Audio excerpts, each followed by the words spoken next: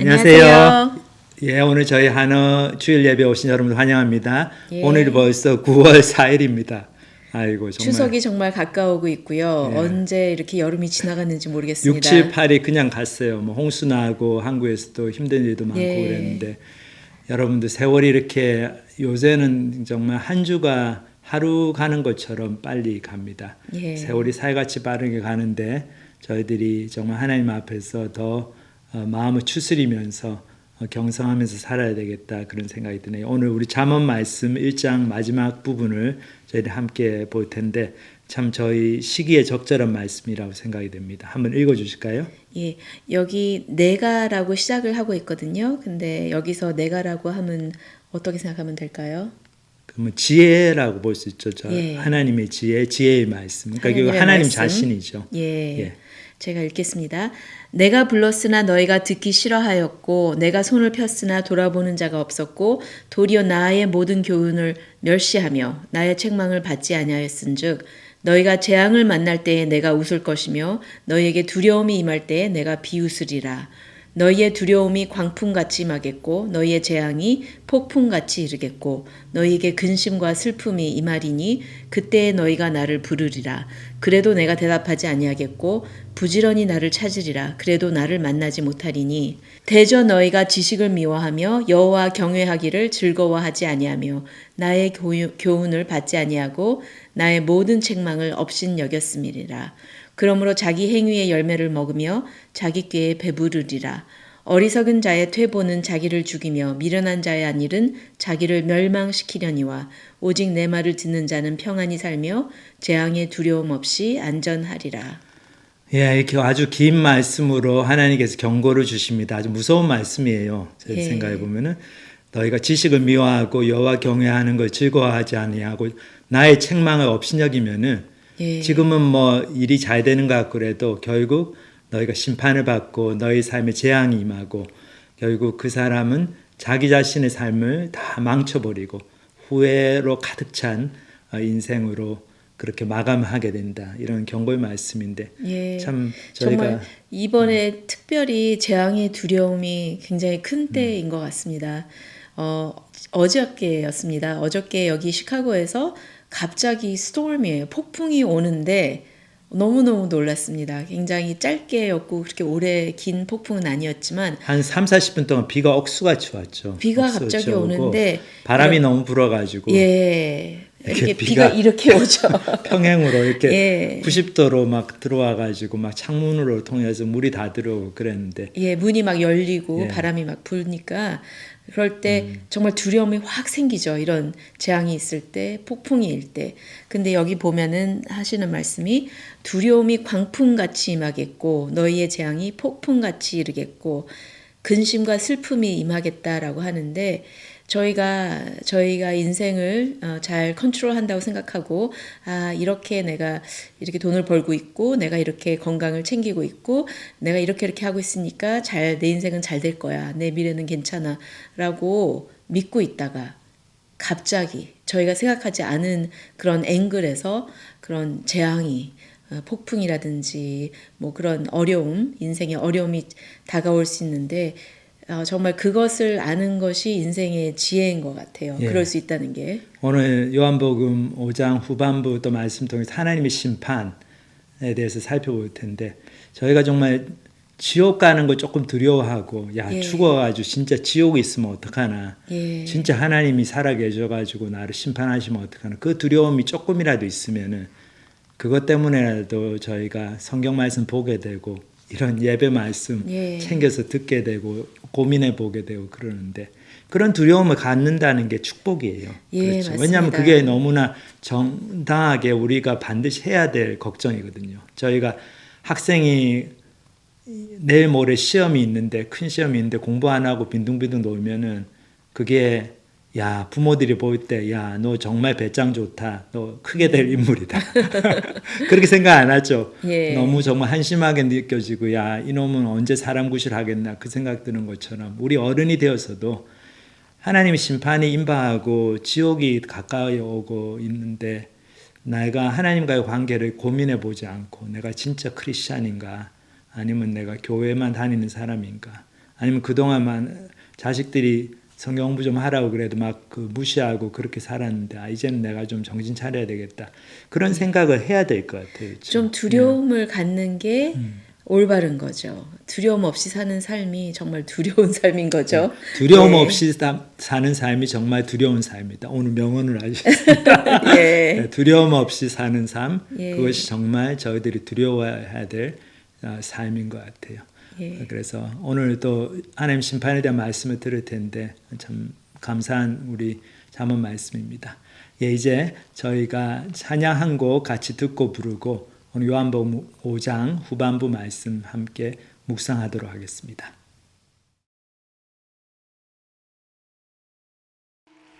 나의 영원 하신 기업 생명보다 귀하다 나의 갈 길 다가도록 나와 동행하소서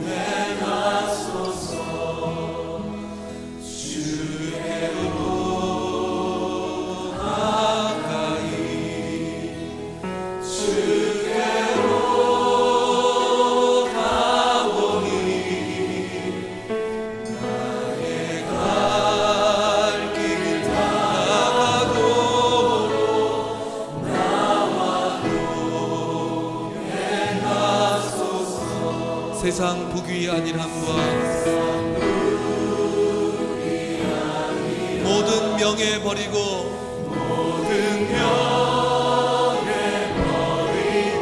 험한 길을 가는 동안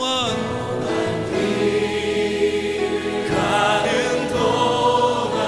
동행하소서 주께로 가까이 주께로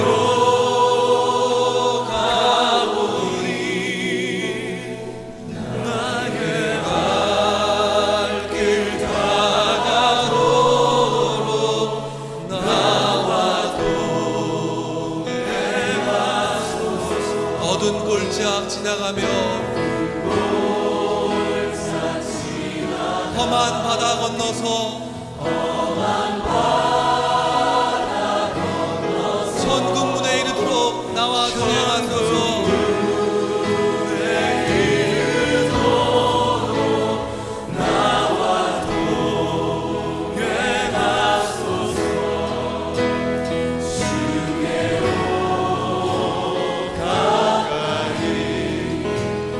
주께로 가오니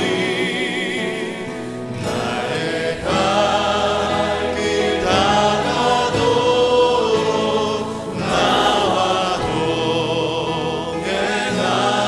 동행하소서 예, 오늘 요한복음 5장 후반부를 함께 살펴보도록 하겠습니다.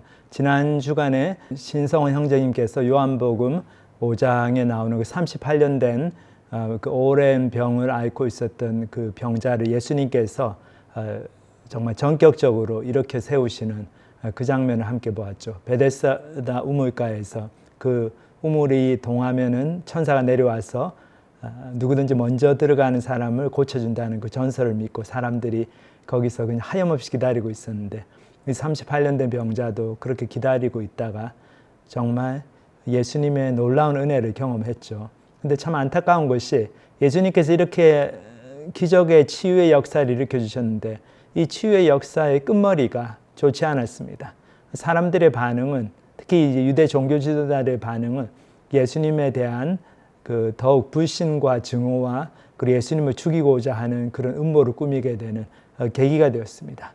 정말 이게 어떻게 돼서 그렇게 된 것일까요? 여기 이제 본문 그 후반부부터 저희들이 같이 살펴보도록 하겠습니다.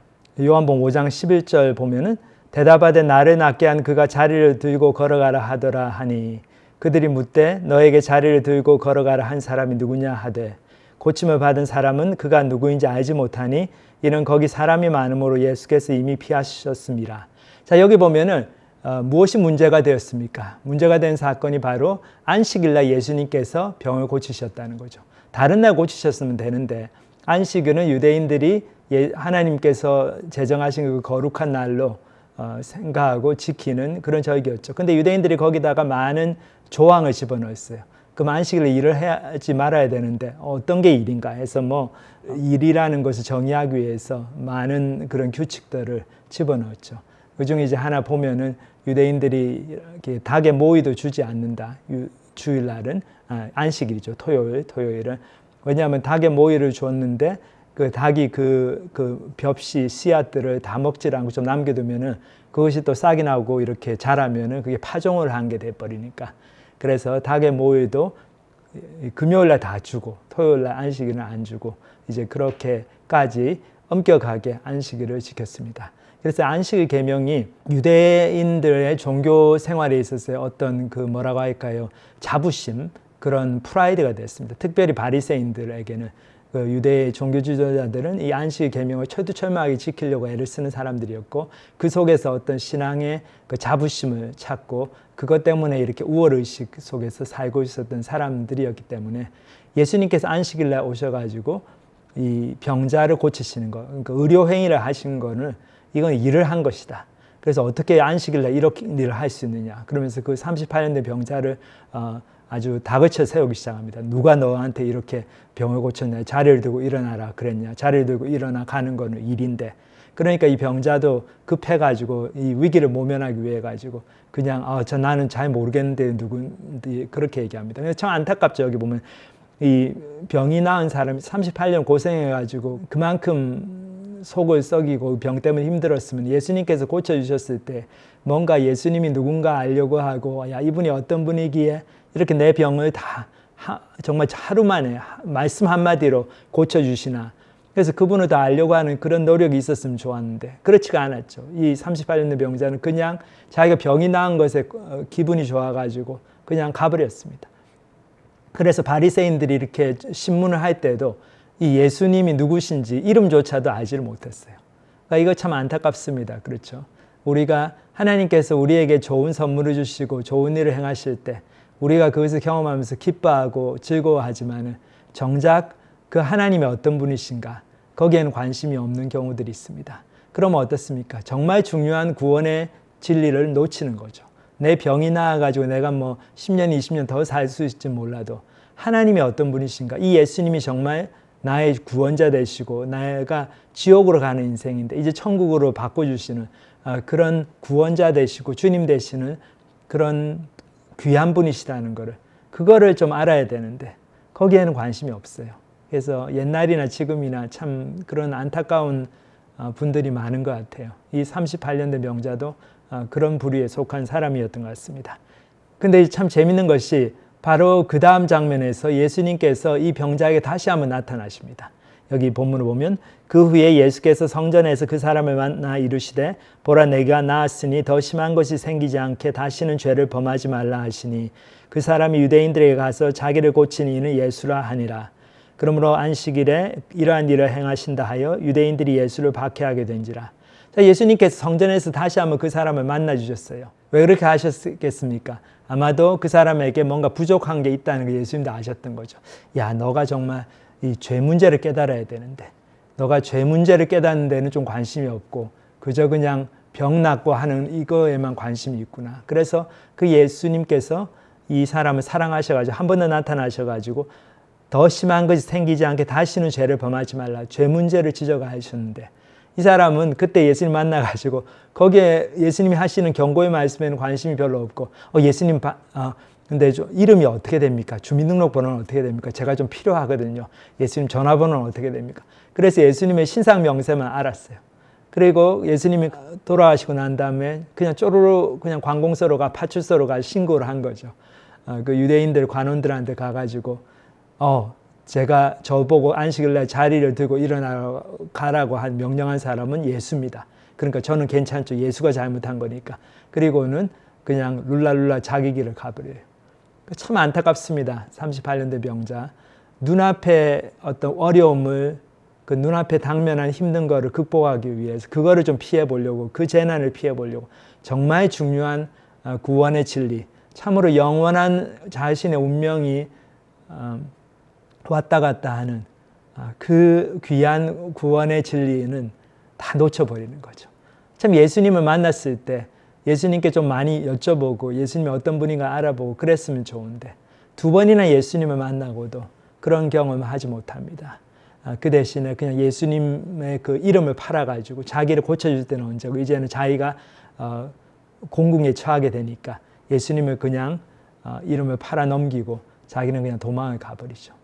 참 이렇게 사는 인생이 얼마나 많은지 모르겠어요. 저희 딴에는 꾀를 부려가지고 그렇게 사는 게 잘 사는 것 같고 내 이익을 잘 차렸으니까 지혜롭게 사는 것 같지만 그렇지가 않아요. 영어 표현에 too smart for your own good 그런 말이 있는데 우리가 너무 잔머리 이렇게 굴리면서 그냥 내 유익만 추구해서 나가면은 하나님은 공평하신 분이기 때문에 결국 정말 중요한 진리를 놓치게 됩니다. 그 대신에 우리가 병이 낫고 뭐 어려움이 생기고 또 좋은 일이 생기고 그랬을 때 야, 이런 어려움은 왜 하나님께서 나한테 주시는 것일까? 하나님은 어떤 분이시기에 이렇게 나를 다루시나? 그런 걸 좀 생각해보고 또 믿음의 사람들하고 좀 상담도 해보고 그리고 또 놀랍게 병이 낫는다든지 좋은 일이 생겼을 때도 야, 정말 내가 하나님을 정말 믿어야 돼. 하나님이 어떤 분이시길래 이렇게 귀한 역사를 내 인생에 일으키시나? 정말 그 하나님께 좀 관심을 가지고 내가 어떻게 하면 하나님께로 돌아가고 하나님이 선물로 주신다는 그 영생을 받을 수가 있나? 거기에 좀 관심을 기울이고 그거를 가지고 그런 마음으로 성경을 읽고 또 우리 믿는 사람들하고 신앙의 선배들하고 대화를 나누고 조언을 받고 가르침을 받고 그래야 되는데 참 그렇지가 못한 경우가 많이 있습니다. 자, 어쨌든 여기 보시다시피 예수님께서는 정말 좋은 일을 하셨는데 그 결과가 어떻습니까? 단순히 안식일을 범했다는 이유만으로 유대인들한테 많은 박해를 받죠. 참 이것이 인생의 그 죄성의 본질인 것 같습니다. 우리는 좋은 일을 하는 사람들을 봐도 그 좋은 일이 내가 원하는 방법대로 나의 자존심을 건드리지 않으면서 해야지 그렇지 않고 좋은 일이 일어났는데 그것이 내가 세워놓은 어떤 기준을 범하게 되고 아니면 나를 좀 나쁘게 보이게 하고 내가 좀 열등감이 생기게 하고 그러면은 그 좋은 일을 한 사람을 좋아하지 않죠. 시기하고 질투합니다. 여기 바리새인들도 유대 종교 지도자들도 그렇게 된 거죠. 그래서 유대인들이 예수님을 박해하기 시작합니다. 그 다음에 보면 예수님께서 그런 유대인들에게 나타나셔가지고 당신이 누구신지를 알리시는 그 긴 대화를 나누는 장면이 나옵니다. 그래서 요한복음을 보면은 어떤 사건들도 나오지만은 또 예수님과 바리새인들, 예수님과 유대인들 간의 길고 긴 논쟁, 좀 이렇게 쭉 읽어보면 좀 답답하고 좀 마음이 안 좋으리라 만큼 좀 길고 긴 그런 논쟁을 해나가는 그런 대목들이 많이 나옵니다. 그것은 바로 무엇을 보여주는가 하면은 예수님께서 얼마나 유대인들이 예수님이 하나님의 아들이시라는 거, 그리고 예수님을 통해서 구원을 받는다는 것을 깨닫기를 원하셨나, 그걸 볼 수 있죠. 예수님께서 그냥 유대인들이 자기를 박해한다고 해서 이 나쁜 놈들 그럼 너희들하고 나는 상종 안 하겠다. 그리고 막 이방인들한테만 가시고 그러지 않으셨어요. 예수님은 유대 종교 지도자들이 그렇게 박해하고 유대인들이 자기를 시기하고 질투하고 험담하고 그럴 때에도 계속해서 당신이 누구신가를 알리시고 하나님의 아들 되심을 보여주시려고 설명해 주시려고 애를 쓰십니다. 그래서 여기 이제 그 대화의 장면이 나타납니다. 여기 본문을 보면 예수께서 그들에게 이르시되 내 아버지께서 이제까지 일하시니 나도 일한다 하시매 유대인들이 이로 말미암아 더욱 예수를 죽이고자 하니 이는 안식일을 범할 뿐만 아니라 하나님을 자기의 친아버지라 하여 자기를 하나님과 동등으로 삼으심이로라. 자, 여기 보면 예수님께서 뭐라고 하십니까? 내가 안식일날 일하는 게 하나도 나쁜 게 아니다 그러면서 안식일에 하나님께서 일하신다는 거죠. 근데 그 하나님은 뭐라고 부르십니까? 내 아버지라고 그러죠. 내 아버지께서 이제까지 일하시니. 안식일에 더욱 구원의 역사가 일어나기 위해서 하나님은 일하신다. 내 아버지는 일하시고 그렇기 때문에 나도 일한다. 그러니까 유대인들이 완전히 좀 속된 말로 이렇게 좀 뚜껑이 열렸습니다. 아주 속이 아주 화를 내기 시작해서 그래서 예수를 죽이려고 합니다. 왜 그러냐면 예수님께서 이제 두 번째 엄청난 죄를 짓게 된 거죠. 유대인들이 볼 때는. 첫 번째 죄목이 안식일을 범한 거고 그것도 큰데 두 번째로 하나님을 자기의 친아버지라 하여 자기를 하나님과 동등됨으로 여겼다 그랬습니다. 다시 말해서 예수님께서 분명하게 당신이 하나님의 아들이라는 것을 보여주셨다는 거, 주장하셨다는 거죠. 근데 예수님이 하나님의 아들이면은 괜찮지만 하나님의 아들이 아니면 어떻습니까? 이거는 신성모독죄에 걸리는 거죠. 자기가 하나님과 자기를 동일시함으로써 감히 인간 주제에 아무리 예수가 훌륭한 랍비라도 그렇게 하면 안 되죠. 그러니까 유대인들이 이제 예수님이 하나님의 아들이라는 걸 믿든지 아니면은 예수님이 신성모독죄에 걸려서 잡아 죽여야 될 그런 죄인으로 그렇게 결론을 내든지 둘 중에 하나를 선택해야 되는데 유대인들은 이제 그 두 번째를 선택하기 시작합니다. 자, 여기서 우리 하나 볼 수 있는 게 얼마나 하나님께서 예수님을 이 땅에 보내주시고 예수님의 정체성, 예수님이 하나님의 아들이시라는 것이 중요한 사실인가 그걸 볼 수 있습니다. 어떤 분들은 예수님이 그냥 참 훌륭한 선생이다. 그 예수 선생 너무나 감동적인 삶을 살았고 십자가에 죽기까지 자기 제자들을 사랑했고 희생했고 우리 알베르트 슈발츠 박사 같은 분도 그런 얘기를 했잖아요. 이분은 예수님이 하나님의 아들이라고 믿지 않았어요. 그 대신에 예수님이 그 인류의 그 구원을 위해서 자기의 온몸을 불살려서 좋은 가르침을 하고 그렇게 가르치려고 했는데 이기적이고 편파적 유대인들의 그 음모의 수레바퀴에 깔려가지고 십자가에서 죽었다. 그렇게 생각을 하죠. 그러니까 나도 예수님의 그 감동적인 삶을 본받아서 나도 그렇게 살아야 되겠다. 참 이렇게 도덕적으로 살게 되는 동기를 부여하고 그런 거는 좋지만은 그것이 성경에서 묘사하고 있는 예수님하고는 참으로 동떨어진 것이라는 것을 볼 수 있습니다. 성경에서 묘사하고 있는 예수님은 무슨 정의로운 삶을 살려고 하다가 잡혀 죽은 분이 아니죠. 그리고 로마의 식민지로부터 자기 민족을 구원하려고 하던 정치적인 해방자로서의 삶을 살다가 순교한 분도 아닙니다. 이분은 왜 죽었습니까? 자기가 하나님의 아들이라고 자꾸 얘기하고 다니는 바람에 그래서 신성모독죄로 죽은 거죠. 그리고 그 유대인들이 그렇게 금지오겹, 귀하게 여기는 안식일 계명 그것을 과감하게 재해석하시고 자기 아버지가 일하는 것처럼 우리 하나님 아버지 내 아버지가 일하시니 나도 일한다. 사람이 안식일을 위하여 있는 게 아니고 안식일이 사람을 위하여 있는 거다. 이렇게 안식일 계명 막 혼자서 재해석하시고 그러니까 유대인들이 볼 때는 황당한 거죠. 도대체 이 젊은 청년이 누구기에 함부로 말도 안 되는 이런 못된 짓을 하는가. 자기가 뭐라고 감히 하나님하고 자기를 동등 여기고 그러니까는 생각해 보면 참 열받을 만도 하죠. 그래서 예수님이 사실 죽어 마땅한 죄인이었어요. 예수님의 말씀이 사실이 아니라면 예수님의 말씀 그러니까 당신이 하나님의 아들이라는 것이 사실이 아니라면은 예수님은 처형을 받아도 마땅한 분이었습니다. 그렇기 때문에 우리가 이것을 잘 봐야 돼요. 예수님은 진짜 거짓말장이든지 아니면 좀 과대망상증 환자든지 자기가 진짜 메시아라는 걸 믿었다면은 과대망상증 환자인 거고 아니면은 자기가 메시아가 아니라는 걸 알고 있었지만은 일부러 그렇게 사람들 속였다면은 거짓말장인 거고 아니면 뭡니까? 하나님의 아들인 거죠. 그러니까 그 중간에 없습니다. 하나님의 아들이든지 아니면 과대망상증 환자든지 아니면 거짓말장이든지 그런데 이 두 번째, 세 번째 경우에는 어쨌든 신성모독죄에 걸리기 때문에 사형에 해당이 되는 거죠. 그러니까 유대 종교 지도자들이 크게 실수한 게 뭡니까? 크게 잘못한 게 예수님이 정말 하나님의 아들이신가? 그거에 대한 그런 심각한 고찰이 없었어요. 이 사람들은 그냥 예수님이 자기들이 정해놓은 어떤 영적인 권위를 무시하고 자기들이 정해놓은 그 영적인 규범들 그런 것들을 함부로 여기고 재해석하고 그런 것에 자존심이 상했고 열받았고 그리고 예수님이 자기들이 인정 안 해주는 것에 화가 났고 그래서 예수님을 그냥 신성모독으로 죽인 거죠. 좀 가만히 생각을 해봤으면 이분이 정말 하나님의 아들일 수도 있겠다 이렇게 마음이 열렸을 수도 있는데 참 안타까운 현실이에요. 근데 여기 보면 예수님께서 뭐라고 그러십니까? 계속해서 설명을 해나가시죠. 당신이 어떻게 하나님의 아들이신지 본문 보면 그러므로 예수께서 그들에게 이르시되 내가 진실로 진실로 너희에게 이르노니 아들이 아버지께서 하시는 일을 보지 않고는 아무것도 스스로 할 수 없나니 아버지께서 행하시는 그것을 아들도 그와 같이 행하느니라. 아버지께서 아들을 사랑하사 자기가 행하시는 것을 다 아들에게 보이시고 또 그보다 더 큰 일을 보이사 너희로 놀랍게 여기게 하시리라. 자, 여기 보면 예수님께서 어떻게 해서 당신이 하나님의 아들이신지를 하나하나 설명하시면서 유대인들을 설득하려고 하십니다. 뭐라고 하십니까? 아들 내가 와가지고 마음대로 하는 게 아니라는 거죠. 나는 아버지께서 보여주시는 것, 아버지께서 하시고자 하는 데 순종해서 그대로 한다는 거죠.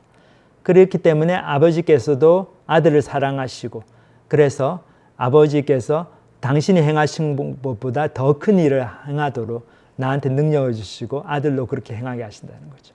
그러니까 예수님과 하나님 아버지, 그 성부 하나님과 성자 하나님과의 그 완벽한 사랑의 관계, 그것을 너무나 잘 보여주고 있습니다. 여기서 예수님께서. 그리고는 계속해서 예수님께서 심판의 권세까지 하나님께서 당신의 아들 예수님께 이렇게 위임해 주셨나, 그 말씀을 하십니다. 본문을 보면 아버지께서 죽은 자들을 일으켜 살리심 같이 아들도 자기가 원하는 자들을 살리느니라. 아버지께서 아무도 심판하지 아니하시고 심판을 다 아들에게 맡기셨으니 이는 모든 사람으로 아버지를 공경하는 것 같이 아들을 공경하게 하려 하심이라. 아들을 공경하지 아니하는 자는 그를 보내신 아버지도 공경하지 아니하느니라. 자, 예수님께서 심판의 주인으로 다시 오실 것을 분명하게 말씀하고 계십니다. 아버지께서 사람들을 다 부활시키시는데 그 부활의 권능, 그 능력을 아들 하나님께도 주셨다는 거죠. 그래서 예수님도 자기가 원하는 자를 살린다. 이 말씀은 이중적인 의미가 있어요. 하나는 뭔가 하면 모든 사람들을 결국이 다 부활로 예수님께서 다시 소환하신다는 거죠. 그래서 어떤 사람들은 심판의 부활로 소환이 되고 어떤 사람들은 생명의 부활로 소환이 되죠. 다시 일으킴을 받는다는 거죠. 그런 어떤 심판의 능력을 가지신 분으로 오시는 것을 볼 수가 있고, 또 하나는 예수님의 말씀에 생명이 있다는 거죠. 그래서 예수님이 말씀하시는 사람, 예수님 말씀을 듣는 사람들은 거기에 반응을 보이면서 그 속에서 영원한 생명을 얻게 된다는 거죠. 자, 그 두 가지 의미가 있습니다. 그래서 예수님께서 이런 놀라운 약속의 말씀을 주시죠.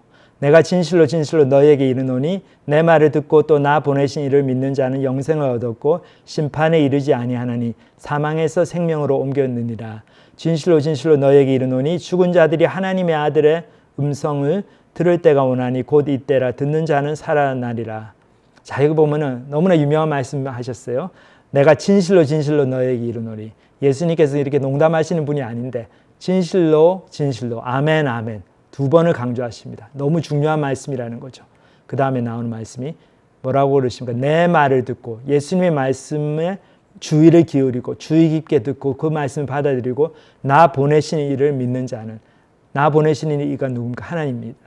그러니까 우리가 하나님을 신뢰한다는 게 뭔가 하면은 아들 예수님을 보내신 그 하나님을 신뢰한다는 거죠. 무슨 천지신명, 무슨 다른 신을 섬기는 게 아니고, 그러니까 하나님하고 다른 잡신들하고 같이 놓고 하나님이 더 힘이 세니까 하나님을 섬기겠다. 그거는 하나님을 믿는 게 아닙니다. 하나님을 믿는 거라는 건 뭘 말합니까? 예수님을 보내신 그 하나님을 믿는다는 거죠. 이 아들, 당신의 독생 성자인 예수 그리스도를 우리 죄를 위해서 보내신 그 아버지 하나님을 우리가 믿을 때에, 그러면은 그 아버지 하나님의 사랑을 깨닫게 되고, 그리고 그 아버지 하나님의 그 용서의 구원의 그 능력을 믿게 되고, 그 구원의 지식을 갖게 되고, 그래서 예수님의 십자가의 공로를 통해서 내 죄가 다 용서함을 받는다는 것을 믿게 되고, 그렇게 될 때 우리가 구원을 받게 되는 거죠. 그런데 이 구원은 벌써 이 땅에서 이루어졌다는 걸 말씀하고 있습니다. 여기 보면은 내 말을 듣고 나 보내신 이를 믿는 자는 영생을 얻었고 심판에 이르지 아니하나니 사망에서 생명으로 옮겼느니라. 벌써 과거 시제로 기록이 되어 있죠. 그러니까 그 내 말을 듣고 예수님의 말씀을 듣고 예수님을 보내신 하나님을 믿게 되면은 이 사람은 벌써 사망에서 생명으로 옮겼고, 그리고 영생을 얻었고 심판에 이르지 아니한다는 거죠. 그래서 우리가 이 땅에서 예수님을 정말로 영접한 분들은 이 땅에서 살면서 하나님 나라를 경험하면서 살게 되어 있습니다. 우리가 외부적인 환경이 아무리 어렵고 내 몸이 아프고 그래도 정말 하나님이 주시는 놀라운 그 말로 표현할 수 없는 기적과 같은 초자연적인 그런 평화, 기쁨, 그것이 우리 속에 있죠. 그것이 어디에서 옵니까? 그리고 내가 심판을 면했다. 내가 이 땅의 인생이 끝나면 하나님 나라에 들어간다. 영원한 심판을 받고 지옥으로 가는 게 아니고 이제 하나님과 교제하면서 하나님을 즐거워하고 하나님의 원하시는 일을 하면서 하는 그런 영원히 복된 천국으로 간다. 그거에 대한 구원의 감격, 기쁨이 있기 때문에 그것들 때문에 우리가 하루하루 사는 삶에서 일어나는 여러 가지 고통들, 어려움들, 크고 작은 그런 슬픔들, 그리고 나를 화나게 만드는 일들, 그런 것들 때문에 우리가 이렇게 힘들어는 하지만 그 힘든 것들이 다 우리의 구원을 생각하고 구원의 은혜를 이렇게 묵상할 때마다 씻어져 나간다는 거죠. 그래서 더 큰 놀라운 구원의 그 기쁨과 그 현실이 우리의 하루하루 살아가면서 생기는 많은 어려움들을 다 덮어줄 수 있다는 거죠. 그렇기 때문에 우리가 우리의 하루하루의 삶에서 하나님의 그 구원의 은혜를 경험을 하게 됩니다. 근데 그런 정말 구원의 기쁨이 없고 나는 이 세상에서 일이 잘 되어야지만이 내가 기쁘고 일이 잘 안 되면 그냥 슬프고 괴롭고 화가 나고 스트레스 받고 하나님을 원망이 되고 정말 이렇게 되는 분들은 그러면 우리가 세상 사람들과 뭐가 다를 게 있습니까? 세상 사람들이 딱 그렇잖아요. 천국과 지옥에 대한 개념이 없으니까 이 땅의 삶이 전부니까 이 땅에서의 그 희노애락이 좋은 일 나쁜 일이 이 사람들의 행복을 결정을 짓죠. 하루하루의 그 마음의 평안 아니면 마음에 생기는 쓴뿌리들 그런 것들을 다 결정해 줍니다. 우리도 그런데 그렇게 똑같이 생활한다면은 이거는 바로 우리가 하나님께서 주시는 구원의 은혜를 경험 못하고 있다는 거. 다시 말해서 정말 그리스도인이 아니라는 거죠. 그러니까 정말 내가 아무도 뺏을 수 없는 구원의 기쁨이 있는가. 그거를 깊이 생각해 봐야 됩니다. 그것이 없으면 나는 아직도 하나님과의 그 관계가 제대로 된 사람이 아니라는 것. 그거를 기억하고 저희들 경고의 말씀으로 받아들여야 되겠습니다. 자, 그리고 그 다음 본문을 보면 진실로 진실로 너희에게 이르노니 죽은 자들이 하나님의 아들의 음성을 들을 때가 오나니 곧 이때라. 듣는 자는 살아나리라. 여기 보면 죽은 자들이 하나님의 아들의 음성, 예수님의 음성을 들을 때가 오나니 이때라는 거죠. 듣는 자는 살아나리라. 그러니까 예수님께서 지금 복음을 선포하고 계십니다. 예수님께 생명의 말씀을 주고 계시죠. 지금 바리새인들에게도 이 유대 종교 지도자들, 예수님을 핍박하려는 사람들에게도 너희들은 나를 믿어야 된다. 내가 바로 하나님께서 보내신 그 메시아다. 나를 통해서 너희들 구원을 받는다. 그 말씀을 계속 주고 계시죠. 그래서 그 복음을 제대로 듣는 사람, 이게 그냥 귀가 있어가지고 들리는 거 아니고 듣는다는 말은 뭡니까? 그것을 받아들이는 사람들, 마음으로 정말 생각해보고 거기에 동의하고 그 믿음으로 받는 사람들은 살아난다는 거죠. 영적으로 우리가 다 죽은 존재잖아요. 이 땅에서 지금 이렇게 사는 것 같이 보이지만 100년 지나면 이 땅에 살아있을 사람 아무도 없죠. 우리 마치 태엽을 감아놓은 장난감 개구리처럼 뭐 개구리가 꿀럭꿀럭 이렇게 가는 것 같지만은 어떻습니까? 태엽이 다 풀리면 그냥 서죠. 마찬가지로 우리 인생도 죽도록 프로그램이 되어 있습니다. 우리가 그런 죽음의 저주 아래 있어요. 그거는 우리가 하나님을 떠난 그 범죄 때문에 우리의 하나님을 반항하고 하나님 말씀대로 살기를 시작하고 내 마음대로 하고 싶어하는 그 죄의 본성 때문에 하나님의 생명의 근원으로부터 끊어진 거죠. 그렇기 때문에 우리는 결국은 다 죽게 되고 너무나 죽음을 공포를 가지고 싫어하지만은 그것을 피할 수가 없고 근데 여기서 뭐라고 예수 말씀하십니까? 예수님의 말씀이 들어가는 사람들은 살아난다는 거죠. 영생을 누린다는 거죠. 이제 천국의 소망을 가지고 영원한 것을 바라보면서 이 땅에서도 벌써 다르게 살아간다는 거죠. 자, 그것이 이제 첫 번째 의미고, 근데 또 하나의 의미가 있어요. 다른 의미는 뭔가 하면은 예수님께 지금 계속 부활을 얘기하시면서 심판을 얘기하십니다. 이 얘기는 뭔가 하면은 두 번째 의미에서는 예수님의 말씀을 통해서 모든 사람들이 부활한다는 거죠. 이 땅에서의 삶이 끝이 아닙니다. 예수님을 믿는 분이든 안 믿는 분이든 이거 하나 알아야 돼요. 이 땅에서의 삶이 끝이 아닙니다. 끝이 난 것 같지만 끝이 아니고 이제 영원한 현실의 시작이죠. 그래서 반드시 저희들이 하나님의 그 앞에 그 보좌 앞에 서서 심판을 받을 날이 옵니다. 그것을 예수님께서 말씀하시고 있어요. 여기 보면 아버지께서 자기 속에 생명이 있음 같이 아들에게도 생명을 주어 그 속에 있게 하셨고 또 인자됨으로 말미암아 심판하는 권한을 주셨느니라. 이를 놀랍게 여기지 말라. 그러니까 결국 이 두 번째 의미로 사람들이 다 살아난다는 말은 뭡니까? 예수님을 믿는 사람이다 안 믿는 사람이다 모든 사람들이 하나님의 심판을 받기 위해서 다시 살아난다는 거죠. 우리 인생이 그냥 죽으면 그냥 무로 돌아가고 그래서 내가 자의식도 없고 뭐 아무 기억도 없고 나라는 존재가 없어지고 아니면 뭐 윤회를 해가지고 다시 그 다음 생에 뭐 바퀴벌레로 태어날 수도 있고 뭐 왕자로 태어날 수도 있고 그렇고 성경은 그거를 가르치고 있지 않아요. 성경은 우리 인생이 단 한 번 사는 인생이고 우리가 죽고 나면 심판이 있다고 말씀합니다. 근데 여기 보면은 그 심판을 선포하시는 분이 바로 예수님인데 이 예수님 여기 보면 재미있는 표현이 나오죠. 인자됨으로 말미암아 심판하는 권한을 주셨다. 그런 표현이 나옵니다. 이 인자됨으로 말미암아 이 얘기는 결국 예수님께서 당신이 하나님의 아들이 되신다는 것을 암시하실 때마다 쓰셨던 이 표현인데, 그래서 예수님 당신이 자신을 지칭할 때마다 인자 이런 얘기를 하세요. 사람의 아들.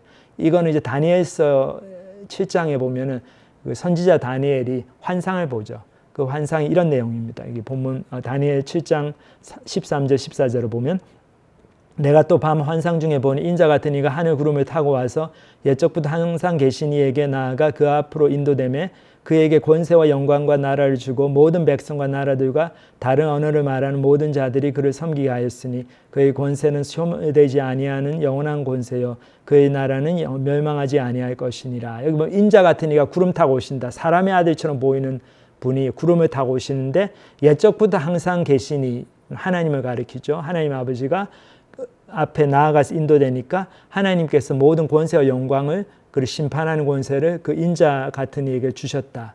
근데 그 인자가 바로 예수님이라는 거죠. 그래서 예수님께서 당신을 지칭하실 때 인자라는 표현을 쓰셨어요. 그래서 하나님께서 아버지께서 예수님이 인자됨을 인하여, 다시 말해서 하나님의 아들이 되시고 심판하러 오시는 그 사람의 아들같이 보이는 그 다니엘 환상 속에서 나오는 바로 그분이시기 때문에 이 예수님께 모든 심판하는 권세를 다 위임하셨다. 이 말씀 주십니다. 자, 그래서 그 다음 본문을 보면 무덤 속에 있는 자가 다 그의 음성을 들을 때가 오나니 선한 일을 행한 자는 생명의 부활로 악한 일을 행한 자는 심판의 부활로 나오리라. 내가 아무것도 스스로 할 수 없노라. 듣는 대로 심판하노니 나는 나의 뜻대로 하려 하지 않고 나를 보내신 이의 뜻대로 하려 함으로 내 심판은 의로우니라. 자, 무덤 속에 있는 자가 다 그의 음성을 들을 때가 온다. 예수님의 음성을 들을 때가 오는데, 그래서 다 부활한다는 거죠. 믿는 분이든 안 믿는 분이든. 근데 뭐라고 그럽니까? 선한 일을 행한 자는 생명의 부활로 악한 일을 행한 자는 심판의 부활로 나오리라 그랬습니다. 참 재밌죠. 우리 생각에는 생명의 부활로 나오는 사람은 예수님을 믿으니까 생명의 부활로 나와야 되고, 예수님이 안 믿는 사람들은 심판의 부활로 나오는 거고. 근데 그렇게 얘기하지 않고 예수님께서 뭐라고 하십니까? 선한 일을 행한 자는 생명의 부활로, 그리고 악한 일을 행하는 자는 심판의 부활로. 다 부활한다. 근데 한쪽은 이제 영원한 생명으로 천국으로 들어가, 다른 한쪽은 심판을 받아가 영원한 지옥으로 간다는 거죠. 근데 그 기준이 뭐 예수님이고 뭐고 이런 게 아니고 뭡니까? 어떻게 살았느냐, 그것이 기준이라는 거죠. 선한 일을 했느냐, 악한 일을 했느냐. 그런데 선과 악의 기준이 뭡니까? 하나님의 말씀이죠. 하나님의 뜻이죠. 하나님의 뜻대로 이 땅을 살았느냐, 아니냐. 바로 그 질문에 대한 대답의 그 결과로서 우리의 영원한 운명이 결정이 된다는 거죠. 그래서 본질적으로 얘기해서 우리가 지옥으로 가는 이유가 기독교인이 아니라서 지옥으로 가는 게 아니죠. 우리가 하나님의 심판을 받아 지옥으로 가는 이유는 잘못 살았기 때문에 그렇습니다. 그러니까 하나님께서 우리가 심판대 앞에 섰을 때 우리한테 Are you Christian? 너 종교가 뭐냐? 기독교였어. 세례 받았어. 받았는데. 그럼 너는 천국. 그게 아닙니다. 하나님께서 무엇을 물어보시냐면 더 본질적인 질문을 물어보시죠. 어떻게 살았냐? 내가 너에게 선물로 준 너의 한평생. 자, 너 82년 살았는데 어떻게 살았냐? How have you lived your life that I have given you as gift from me? 그거를 물어보십니다. 그때 우리가 뭐라고 대답합니까? 우리 속에 누가 자신 있게 저 하나님 뜻대로 잘 살았죠. 완벽하게 살았습니다. 선한 일만 했습니다. 그렇게 얘기할 사람이 몇 명이나 되겠습니까? 단 한 명도 없죠. 왜냐하면 하나님 우리 마음을 보시는 분인데 우리 마음속으로 죄 안 짓는 사람이 있습니까? 진짜로. 아주 솔직하게 얘기해서. 겉으로 드러나게도 죄를 안 짓는 사람이 없지만, 자, 겉으로 드러나게 죄 안 짓는 분들은 절의 스님들 면벽, 10년 면벽 하시고, 우리 옛날 성철 스님 같이 훌륭한 스님들 보면 그랬죠. 그러니까 겉으로 죄 지을 일이 별로 없었죠. 다 절에 들어가서 혼자 사셨으니까. 딴 사람 해꾸지할 일도 없고, 미워할 일도 없고. 근데 그분도 돌아가시면서 뭐라고 해서 내 죄가 태산과 같아 나를 덮는다. 막 그런 말씀을 하고 돌아가셨다고 그러잖아요. 마음으로 짓는 죄는 그대로 있거든요. 생각으로 끊임없이 우리는 죄를 짓습니다. 이상하죠. 그렇게 생각 안 하려고 하는데 끊임없이 나쁜 생각이 들어오고 이기적인 생각이 들어오고 음란한 생각들이 들어오고 다른 사람을 시기하고 질투하는 마음이 들어오고 그렇습니다. 그 죄를 어떻게 감당하시겠습니까? 우리 힘으로 감당을 못하죠. 죽었다 깨어나도 야, 내가 하나님 앞에서 선한 일을 행하며 살았다 그렇게 얘기할 수가 없는 존재구나. 그거를 깨닫는 사람들이 이제 구원을 바깥에서 찾기 시작하죠. 아, 내가 나를 노력으로 내 속에서 구원을 생산할 수가 없구나. 내가 나를 구원할 수가 없구나. 누가 나를 구원해 줄 분이 계신가. 그렇게 쭉 찾아봤더니 이 세상에 한 분 그런 약속을 주신 분이 있었네요. 인류 역사를 통틀어서 단 한 분. 예수 그리스도죠. 그분이 나는 길이요 진리요 생명이니 나로 말미암지 않고는 아버지께로 올 자가 없다. 오늘 본문에도 그렇죠. 내 말을 듣고 또 나 보내신 이를 믿는 자는 영생을 얻었고 심판에 이르지 아니하나니 사망에서 생명으로 옮겼느니라 그랬죠. 우리가 원래 다 심판받아야 될 존재거든요. 그러니까 뭐라고 했으면 사망에서 생명으로 옮겼다. 우리가 지금 처해 있는 상황이 사망의 상황이에요. 우리 영적으로 다 죽었고 우리가 하나님의 심판 아래 이미 있죠. 단지 그 심판이 지금 아직 이루어지지 않았다 뿐이지 우리 사형수입니다. 그렇기 때문에 사형이 집행은 안 됐지만은 그 사형 날이 하루하루 다가오고 있는 거죠. 그런데 그런 우리에게 구원자로 예수님께서 나타나셨어요. 내 말을 듣고 나 보내신 이를 믿는 자는 심판에 이르지 아니하나니 사망에서 생명으로 옮겼다. 그런 약속을 주셨습니다. 그러니까 그 예수님을 부여잡는 사람들, 나는 내 힘으로 구원받을 수가 없고 선한 일을 많이 하지도 못하고 너무나 악한 사람입니다. 거룩하신 하나님 앞에서 털끝만큼 죄가 있어도 내가 그 하나님 앞에서 악인으로 드러나는데 그 하나님의 엄유하신 심판을 어떻게 견딥니까? 나는 예수님이 너무 필요합니다. 예수님이 커버해 주세요. 그러니까 예수님이 커버해 주시는 것을 붙드는 사람, 그 사람들이 바로 크리스찬인들이죠. 그러니까 크리스찬들은 그런 얘기를 하죠. 오직 예수. 왜냐하면 예수님 외에는 나를 커버해 줄 수 있는 사람이 아무도 없다. 그거는 분명하거든요. 부처님도 그런 약속 주신 적 없고 공자님도 아니고 다른 분들은 그런 약속 주신 분이 없어요. 오직 예수님 한 분만이 그 약속을 주셨고 그 예수님을 붙드는 사람들, 그분들이 크리스찬들이고 그래서 그 예수님의 커버로 우리가 심판을 면하고 영생을 취하게 되는 거죠. 그것이 바로 복음의 본질입니다. 기독교를 안 믿었다고 지옥에 가는 게 아니죠. 잘못 살아서 지옥에 가는 겁니다. 크리스찬이라고 해서 천당 가는 게 아니고 예수님이 커버해 주시는 사람들이 천당 가는 거죠. 우리는 그런 예수님의 커버가 있습니까? 예수님께서 우리 죄를 다 덮어주시고 변호해 주신 예수님께 내 인생을 다 맡기고 그렇게 살고 있습니까? 예수님이 나의 그런 변호인이 되어주실 만큼 내 속에 분명하게 들어와 계십니까? 우리 이거 깊이 생각해 봐야 되겠습니다. 왜냐하면 본질적으로 우리 인생 마지막에 다 심판이 있기 때문에 여기 본문을 보면 그랬죠. 히브리서 9장 27절 한 번 죽는 것은 사람에게 정해진 것이요 그 후에는 심판이 있으리니 우리가 죽고 나서 윤회를 해가지고 다시 태어나는 것도 아니고 죽고 나가지고 아무것도 없는 것도 아니고 성경은 그걸 가르치지 않아요. 그래서 근본적으로 불교하고 기독교가 갈라지는 부분이 이거죠. 죽고 나서 어떻게 되냐. 다시 돌아 뺑뺑뺑뺑 도는 인생 아닙니다. 영원한 심판 있는 거죠. 그 심판 앞에서 우리가 준비가 됐는지 그래서 정말 생각해보는 저와 여러분이 되시길 바랍니다. 예수님께서 오늘도 초청하시죠.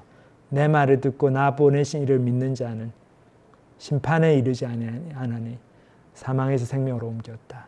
정말 그 복된 소식을 정말 예수님의 이 귀한 선물을 다 받으시고 그거 선물에 기뻐하면서 그 선물 때문에 다른 사람들에게도 그 선물을 전해주고 싶은 마음이 생기고 다른 사람들에게 너그럽고 다른 사람들에게 더 베풀고 복음을 전하고 그런 풍성한 삶을 살게 되시는 여러분들이 되시기를 기도합니다.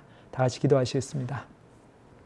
하나님 아버지 감사합니다. 오늘 이 말씀을 통해서 정말 예수님께서 하나님의 아들이시고 안식일의 주인이 되셔서 안식일을 범한 것이 아니라 안식일 계명을 어긴 것이 아니라 안식일의 본질을 재해석해 주시고 설명해 주시고 안식일날 영혼 구원의 사명 그 38년 된 병자를 고쳐주시는 그 놀라운 역사를 일으키신 것 저희들이 보았습니다. 유대인들은 그것을 깨닫지 못하고 예수님을 신성모독한 사람으로 몰아붙여서 죽이려고 했지만 참 주님께서는 그런 유대인들에게도 간곡하게 다시 한번 설명해 주시고 왜 예수님께서 하나님의 아들이신지 그 하나님의 아들로서 어떤 권세가를 가지고 이 땅에 오셨는지 그것을 보여주신 것 인내심을 가지고 그 사람들과 대화하시는 모습 보면서 참 저희들 큰 위로를 받습니다. 저희들도 저희의 고집을 부리고 저희의 여러 가지 선입관으로 예수님을 받아들이지 않고 거부하고 그럴 때가 많은데 주님 그때에도 저희들을 불쌍히 여겨주시고